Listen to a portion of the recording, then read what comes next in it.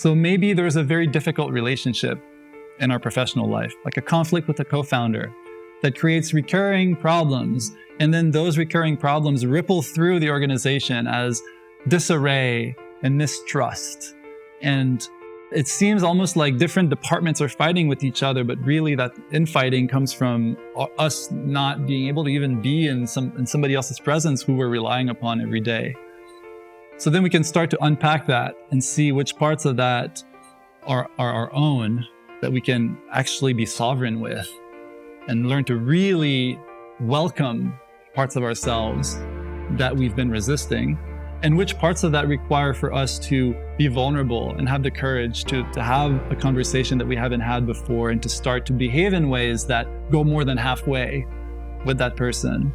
And then part of that is cultivating a different set of skills, perhaps, to be able to cope with situations, communication skills. And then there's the structural aspects of it.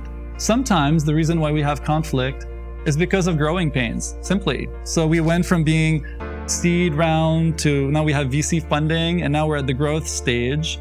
And our organization went from 5 employees to now we have 150. And we added all these layers of management and governance and so on. And we're feeling a little overwhelmed and confused with how to operate with that, and there's new pressures.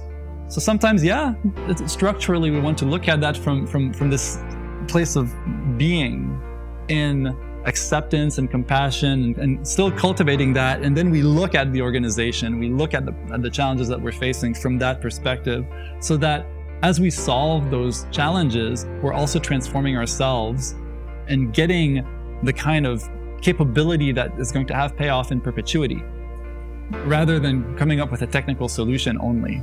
Mm-hmm. So that's where this deep core personal work and also collective work, having real conversations with our team. So the process of doing this work, I think, starts with the individual, starts with the leader, engaging with that work and starting to experiment with different ways of approaching situations that have been recurring. So identifying those patterns.